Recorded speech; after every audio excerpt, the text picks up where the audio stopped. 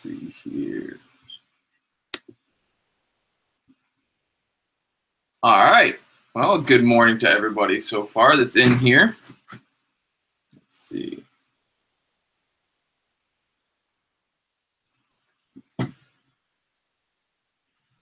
All right. Good morning, guys. Glad to see you guys all in here. We're going to wait just a few more seconds before we get going. We got a few more people to hop in here.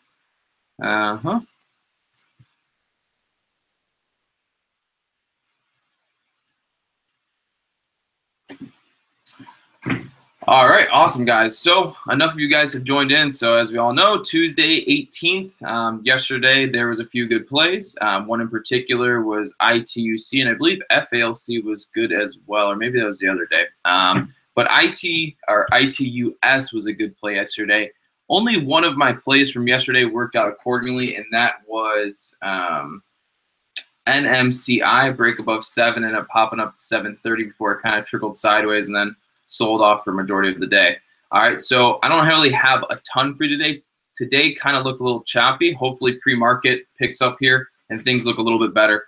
So for those of you tuning in on YouTube, I'm going to start sharing my screen. So give me 1 second.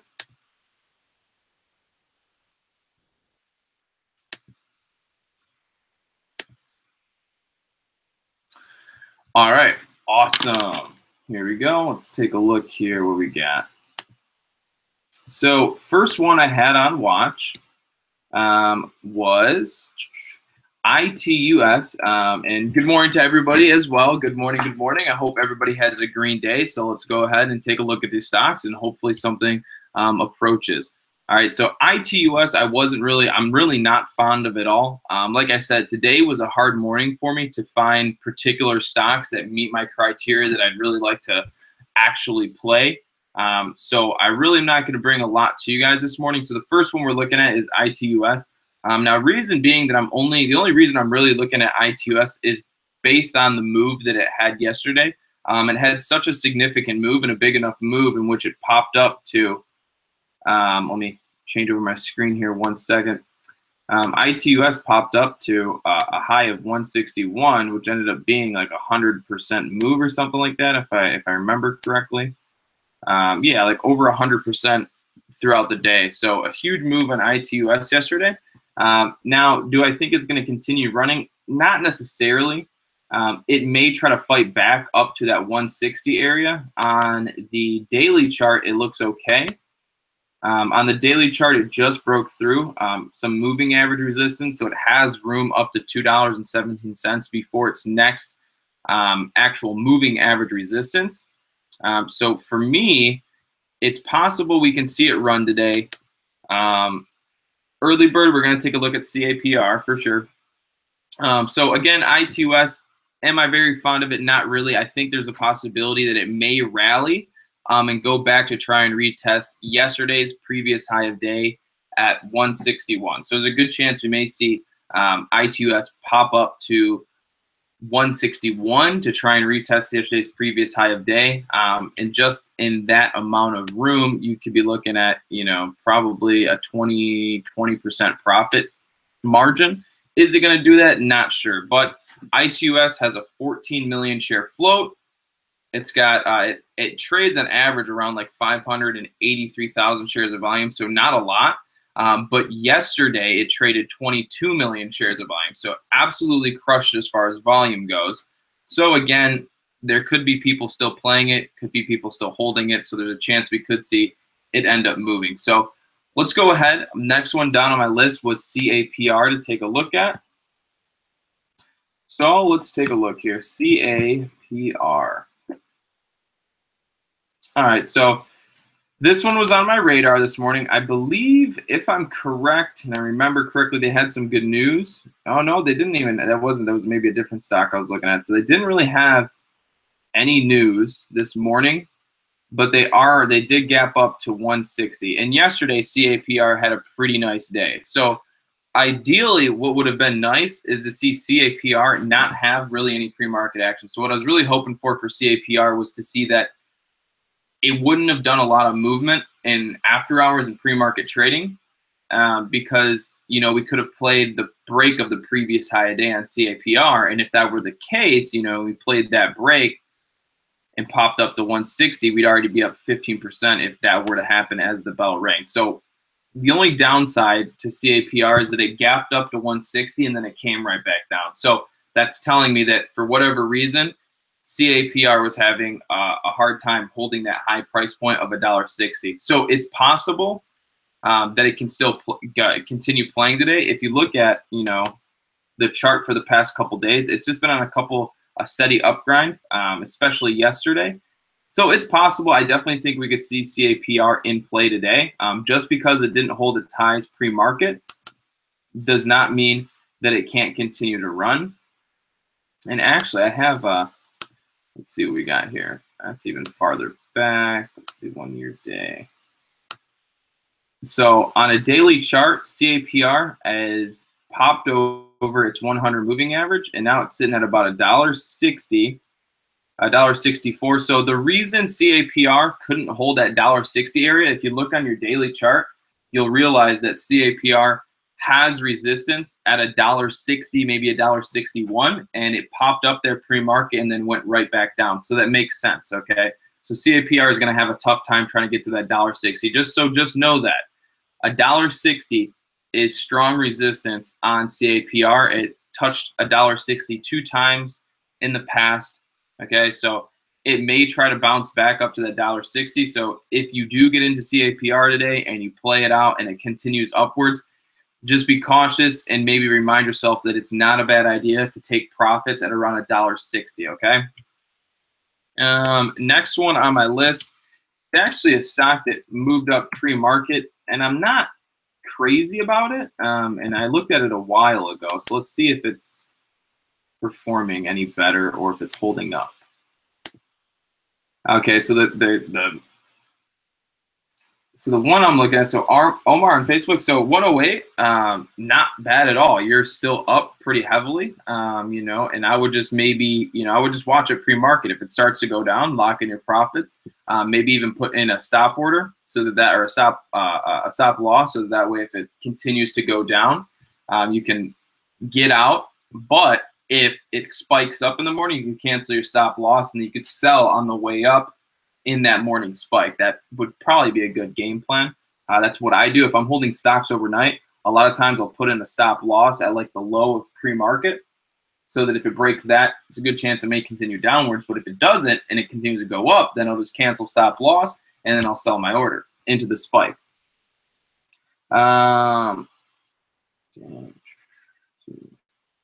Now, so again, STAF, so staff, STAF, it's got a 9 million share float. The volume is so low on it that I didn't even add in the average volume. The volume that it regularly trades on is about 100,000, but it did gap up to about 97 cents today. It is a previous spiker. It does have good news out this morning. You can check it in Thinkorswim, or you could probably find it on Market Watch if you type in the ticker symbol. But they do have good news out this morning, so it gapped up to 97 cents, okay? Now, the next question is there resistance as to why it stopped at 97 cents? If you look at the daily chart, there's really no resistance there. Maybe, no, not really. The only resistance that it has is the $1 break, okay? So if I'm going to play STAF today, based on the news that it had, it has to be above 90, or it has to be above $1. I wouldn't get in on STAF unless it breaks $1. So, you know, again, STAF is another one that I'm watching. It had good news this morning. It's gapped up, I think, like 50 or like 45% right now. So, to anybody viewing in on Facebook, there is a link within the description of this video that will take you to my YouTube channel where you can see me sharing my screen. I go live and you can see all the charts that I'm going through. So if you want, just go ahead, follow that link, and then you'll see that I'm going live on YouTube, and you can view my screen from there. All right, guys. So again, STAF, the only way I want to play this is if we can get a break. Not there, but over $1, okay? So we have to get a break over $1. $1 strong resistance. Many of you know this. So if we can't get that, then it's going to be pretty challenging to justify playing this stock. Let's see what else we got in here. So that was really it. Those were just the 3 stocks that I had. Very quick run through. There wasn't, too much I was looking at. I know some of you guys have some recommendations. So we're going to go ahead and take a look at some of the stocks you guys are recommending. So it looks like MRTX has been mentioned a few times. KTOS has been mentioned a few times. So let's go ahead and take a look at these guys.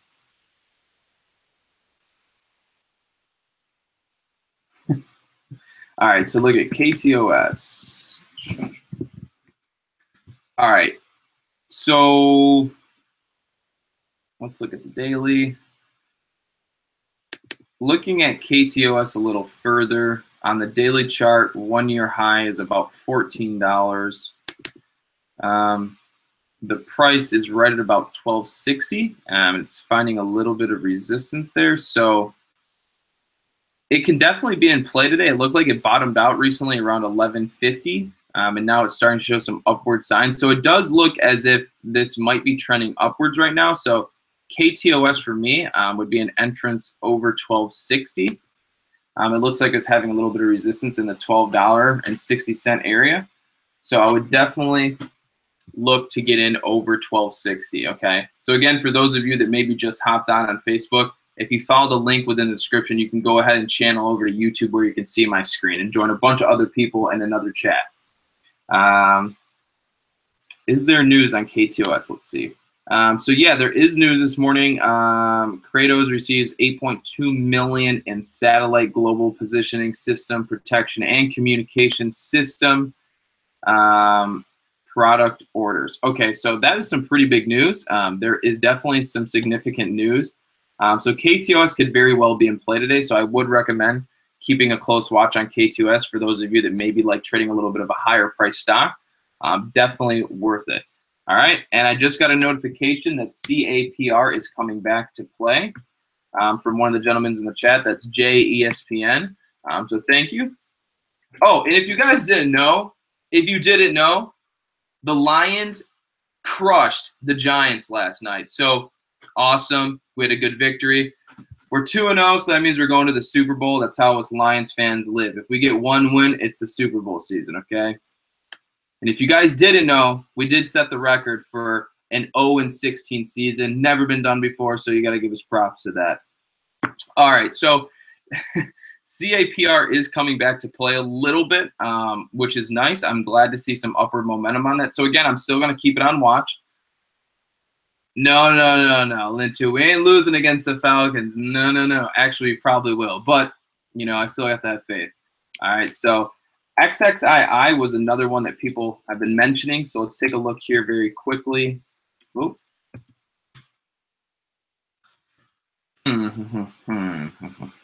So not going to lie, XXII has been on a steady upgrind. It's had 1, 2, 3, 4 pretty nice green days. Yesterday was the first red day that it's seen. Not a heavy red day, but if we want to continue to see this price go up, it's got to break 324. Or wait, did I say 324? Did I mean 334? Yeah, no, we really want to see it break 334. My apologies. Yeah, so in order to see XXII to really continue running upwards, we really want to see a break over 334, but that's a long ways away from where we're at right now. So potentially a break over 324 and then a break over 334 for XXII. That's how I see it. It does have yesterday's high of day at 324. So we would have to break 324 to continue running today, and then we'd have to break 334 to continue running for the all-time high.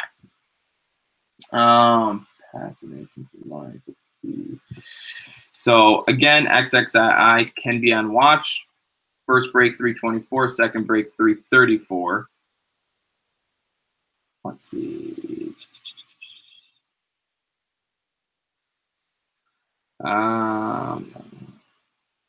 Let's see. All right, so another one we should just take a quick look at is MRTX. And the only reason I really want to look at MRTX is because I feel like some people are still trading it. And I did look at it earlier this morning. It looked like it had the potential to actually start running again. And the reason being is it kind of sold off and then it kind of fizzled sideways, and now it's coming up. And honestly, it can definitely run. I would say maybe over $12. If the stock can break $12, we can definitely see it run. But so far pre-market, it's seen a double top at 1177. Right now, it's trying to make a higher low. So if MRTX can hold up pre-market, it's got to make a higher low right now. And it's already double topped at 1177. Yeah, 1177. Yeah, 1177 is double topped. Right now, it's trying to create a higher low. If it creates that higher low and can sustain it, then it's technically showing that it's uptrending coming out of pre-market. So it's a possibility, but I would only play it over $12. I wouldn't really want to risk playing a 5-cent ticker unless I know that it's definitely got the worth, which to me is over $12. Okay. All right. So another one from Evan. He wants to let's take a look at MRNS. Let's see.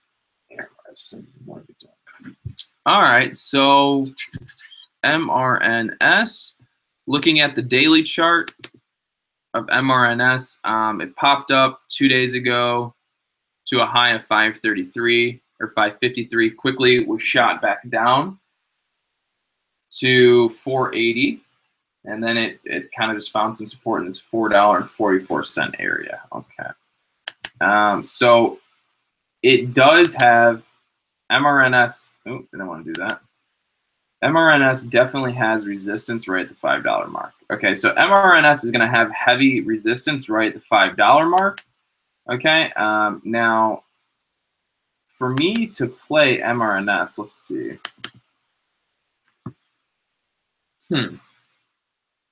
So it recently spiked 2 days ago to 446, came right back down.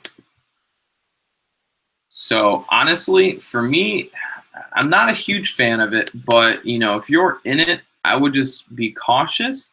You might want to probably, if it breaks below 420, you're kind of breaking through support there. Could potentially be a good time to sell. If it can break 433 today, it has the potential to keep running up. Okay, so it hasn't really done much pre-market, if any. So you can wait and just see how it plays out. But a break over 433, sell maybe below 424. That's where I could see some support at. MDGS trades on very low volume. I really wouldn't even, let me take a look here, AMRS real quick. AMRS is on a downtrend. I'm not very fond of it. I wouldn't trade it to go long. MDGS, I've already looked at it this morning, trades on very, very light volume. It's not something I would trade. So I would definitely just probably stay away from something like that. Let's see, ITEK is another one some people want me to take a look at here. ITEK. Again, ITEK is one that trades on pretty light volume, so I wouldn't, probably wouldn't trade it myself. Again, these ones that trade on low volume, I can't justify trading. It had some good days not too long ago, but I really can't, I just can't justify trading something that trades on pretty low volume. RAD is another one that's been mentioned a few times. Holy shit. Okay, so that would have been a nice short. Okay, so again, RAD. So, for example, I mean, it's no secret that retail stores are just getting hit hard because, I mean, retail is pretty much dying out, okay? Malls have closed, Sears is closing or has already closed. Actually, I read something that Nordstrom's is working on a big deal so that they don't go out of business, something like that, because retail stores are dying. So something like Rite Aid, it's a retail, it's a pharmacy, it's probably going to die out. And it's been on a continuous downtrend for the past 2 months, 3 months. So I wouldn't, it just doesn't look very strong to me.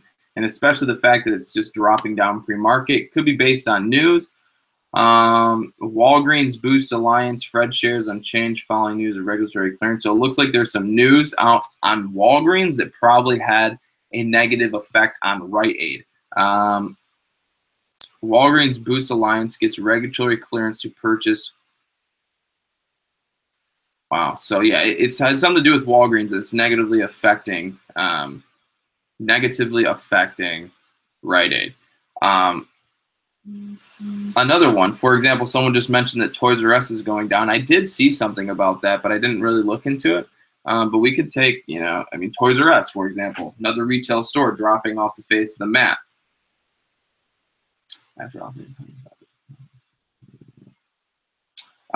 So Jerome, minimum volume that I really want to look for when I'm trading is, so it's kind of a catch-22. You really don't want to trade stocks that are trading below 500,000 shares, but stocks that, so you don't want to trade anything really trading below 500,000 shares.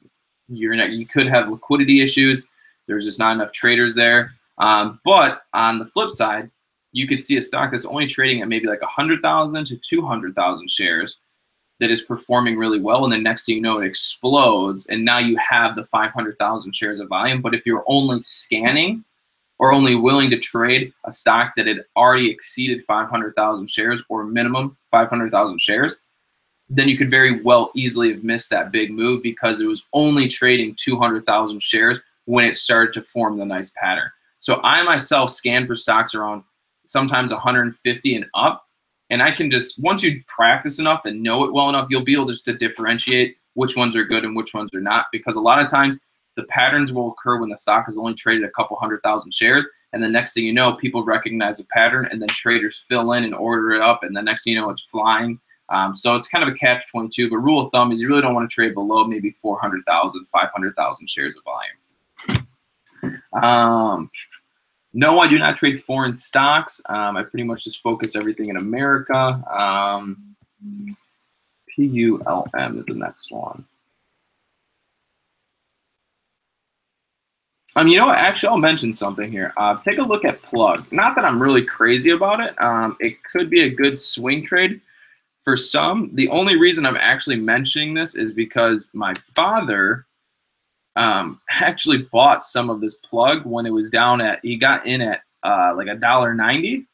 So he's up about 47 cents a share on that. I think he brought a pretty good chunk. I think he's up a couple thousand. But if you look at PLUG, it does trade a little slower. You don't see dramatically fast price fluctuations, but there's money to be made. But if you notice, it's forming a flat top breakout. So if you tune in over to Plug, PLUG, and you look at the daily chart, you'll see that it's forming what we call a flat top breakout right now, right in the 250 area.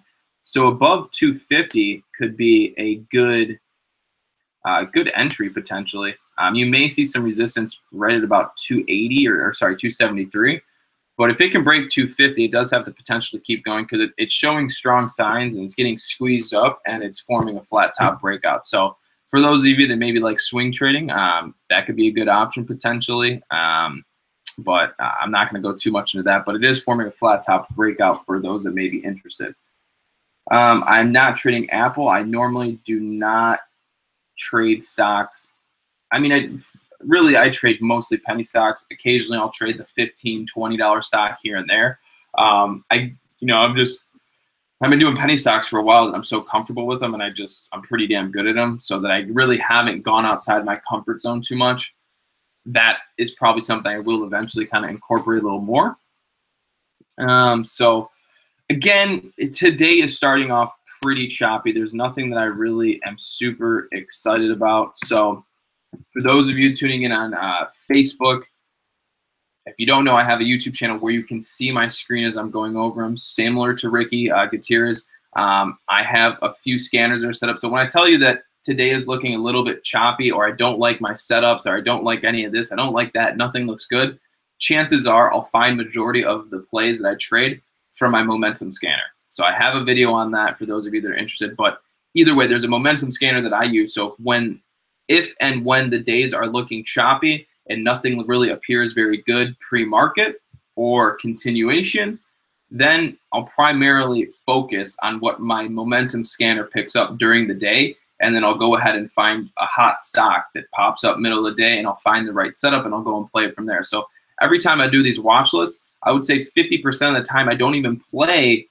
what's on my watch list because either it doesn't work out or something better pops up from my scanners. Okay, so your watch list should be like your first go-to, and then your momentum scanners are backup. And if your watch list is not good, then really you just pay very close attention to your scanners. So you switch on and off. So that's really all that I have for you guys today.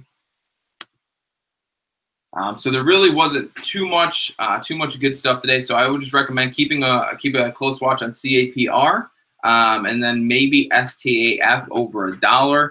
And then for those of you that have my momentum scanner, I will just go ahead and watch that for majority of the day and see if you can't pick up something good. So again, I know I can't get to everybody's stock choices. I wish I could. There's just not enough time. So I hope what I'm doing here provides value for you guys. This is what I'd love to do. So again, all the links to the chat rooms and stuff like that are going to be in the description below, in which you can join into, and so on and so forth. So I will see you guys tomorrow, and hopefully tomorrow has a little bit more to offer as far as pre-market goes. Alrighty, guys. So that is all I got for you. I will see you tomorrow.